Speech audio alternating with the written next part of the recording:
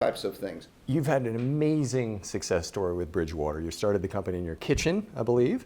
40 years ago, you built it into the most successful hedge fund in the world.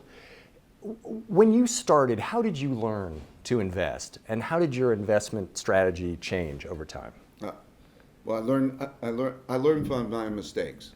In other words, my instinct is, you go there and you place a bet. I've had winners and I've had losers.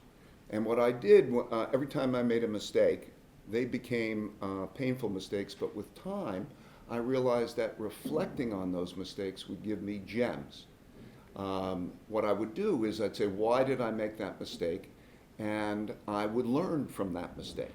And I'd write down a rule. So what was helpful for me is I put that rule, I wrote these principles down. Those principles that I wrote down, I then put into algorithms, in other words, equations. And what I learned by being able to do that is if I took my decision criteria, those principles, and then I tested them back through time, I gained a perspective that was fantastic. I could test them in back 100 years. I could test them in different countries, and I would learn how those rules worked. And by putting all those rules together and then having these algorithms, the computer could replicate my thinking, but it could actually think better than I could, because what it would do is it could process more information, it could process it faster, and it could process it less emotionally.